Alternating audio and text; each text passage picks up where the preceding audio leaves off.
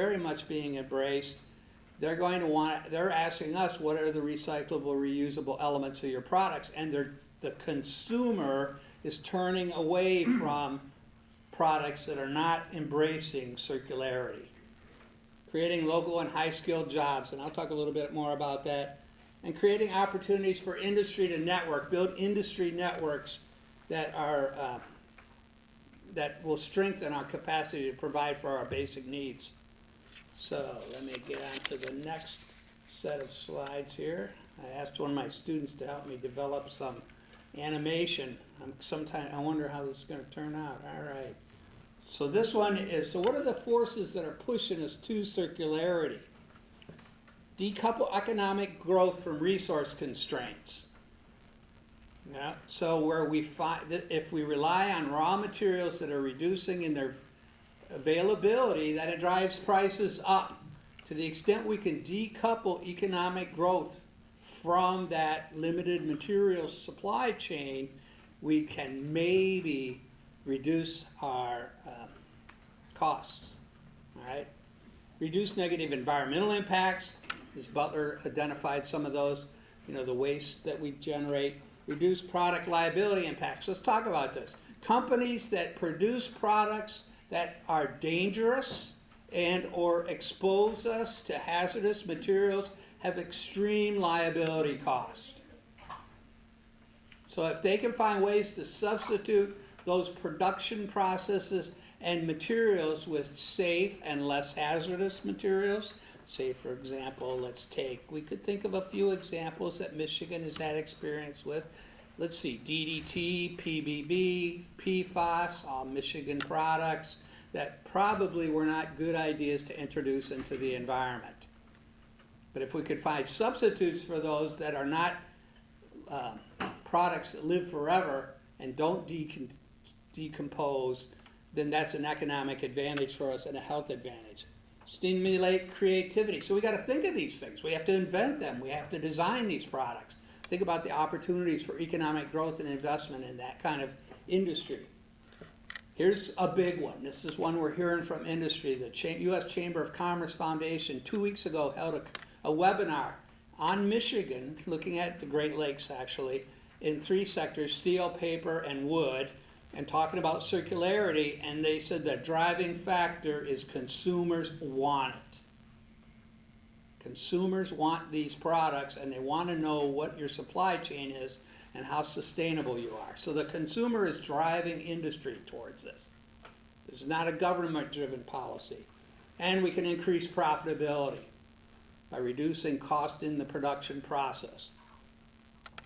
So these are a couple slides. You're not going to be able to read them. I'm sorry. Let me summarize a couple of the key points. This was a international survey done by the Ing investment firm. Investment firms are talking to companies about sustainability. So let me just identify, if I can point at the far left one, the lowest 2 columns are horizontal bars. The United States is the second lowest, and they're asking what is the most pressing environmental problem, and the largest one is on plastics. The next one over is to what extent, what does this say, do you agree to, or disagree, combine all the experience in consumer backlash? How likely are businesses to experience a backlash for not being more sustainable? And it's very likely in the United States. This is a difficult graph to read. I'm going to move on. So there are forces at work here that are telling us that we need to move to a more circular economy. Industry is trying to respond as quickly as they can. And those of you who are policymakers who are charged with the responsibility of anticipating the future and enabling processes that help us survive in a future economy that pushes us to circularity, I challenge you to begin to think about what is it that you can do as a state legislator or a local government official to help us be more efficient and effective at this. So extended producer responsibility, another term for if I make it, I have a responsibility for its end of life, taking care of it. This looks at, we were doing some work on this at Michigan State University and gathering some thinkers and doers together to help us prioritize what might be the short-term and long-term actions that we can take in the state of Michigan to improve our extended producer responsibility. These policies are being embraced globally. Again, the idea is if you make it, you have a responsibility for its end of life. And I want to draw your attention to very specific work that the center is engaged in, which looks at structures. You know, if you think about the sustainability of our built environment, think about this building. You know, what happens to it at its end of useful life? What do we do with the materials that are in this building? Anybody? Most of it will go to the landfill. Some of the artifacts might be gathered, but most of it will go to the landfill. The amount of construction and demolition waste that enters our landfills is approximately 40% of the total volume. That's not only abandoned structures that we're tearing down, that have reached their end of useful life, residential, industrial, and commercial, but also the construction and demolition waste that occurs as a result of new construction. It's a very wasteful system that we have with the way that we think of the structures. And so we're working on a field of study called dome ecology that wants to look at the life cycle of structures and designing and using and reusing and deconstructing structures to maximize the reuse of the materials in them. And Michigan has a real opportunity here. So we've been working on two aspects of this. One is looking at the wood reuse. A lot of our structures, primarily residential, have a substantial amount of wood in them, a lot of old growth wood. In fact, you know, the running joke around the offices, if you want to find the old growth wood in Michigan, you look in the houses, because it's not out in the woods anymore. So is there a way that we can maximize the reuse of that old growth wood and salvage that material and reuse it? So one of my colleagues, Dr. Berghorn, who's a professor in construction management and also a faculty member in the forestry department, is looking at other ways that we can create usable cross-laminated timber from salvaged wood that we take from abandoned structures.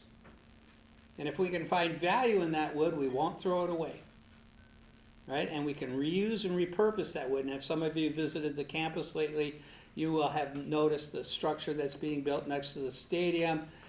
They're utilizing cross-laminated wood beams. That's a new construction method for multi-storied structures, moving away from steel, moving to this wood. It's more decorative and it's more fire resistant.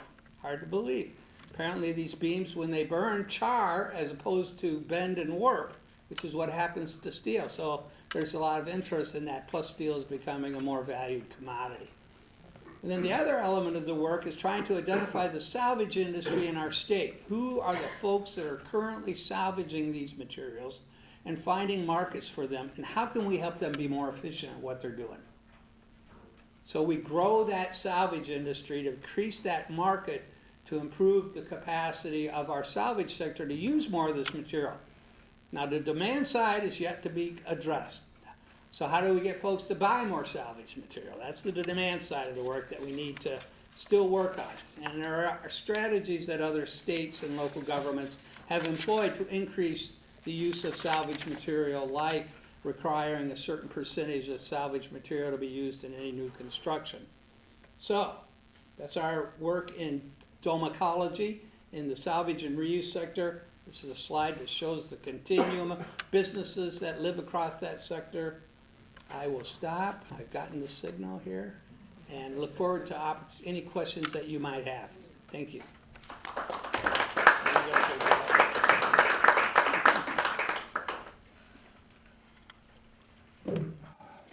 All right, thanks.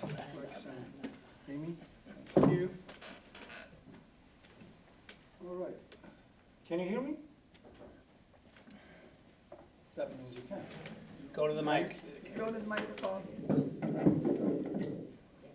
No, you can't. Slides. I should have bigger slides. Podium is better. Podium's better, Vida. I know, but I would like, I mean, I have an eyesight issue, I would like to see my I slides. can totally relate to that. So, let me take the conversation from circular economy. And the question is, why would firms be interested in engaging in circular economy? I mean, the speakers, two speakers before me talked about it as a good thing, but then there are reasons as to why. I mean, since we're not living in an altruistic world, there are reasons as to why firms engage on it. One is that they see profits. Two is that as Rex mentioned, customer cares about the triple bottom line, meaning the social impact and environment and profits. And finally, they're pushed through legislation to do so. So I thought this would be the perfect place to actually talk about the legislative side of things. So my talk is focused more on the regulator's perspective in making supply chains more sustainable. Now, although the topic is getting more and more attention, this is not new. Some of the most well-known companies have been engaging in this for the reasons that I mentioned for a long time. And I'll give you a couple of early industry examples. One is the Xerox Document Center. And as you would see that as early as 2006, they actually made their product 84% remanufacturable and 97% repairable, right? So, and then Fuji Xerox went on producing the zero landfill product. So this was 13, 14 years ago. Now, on the auto industry, Nissan's March vehicle is a good example. They designed this vehicle to reduce the dismantling time and to achieve a higher reusability rate. So when you do these things, at the end of use or end of life, you can actually dismantle the cars a lot easier and then categorize the parts from the cars to be used in the new production.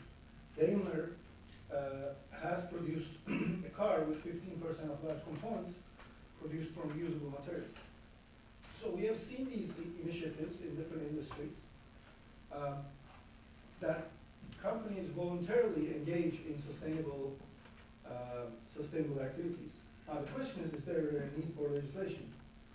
And the answer is yes, because in many cases the voluntary engagement of activities would not be sufficient to address the targets that an economy or the regulators have in mind in terms of the extent of sustainability. So there are at least three reasons as to why we see the need for legislation. One is to rationalize the consumption of virgin materials, meaning new things, new raw materials.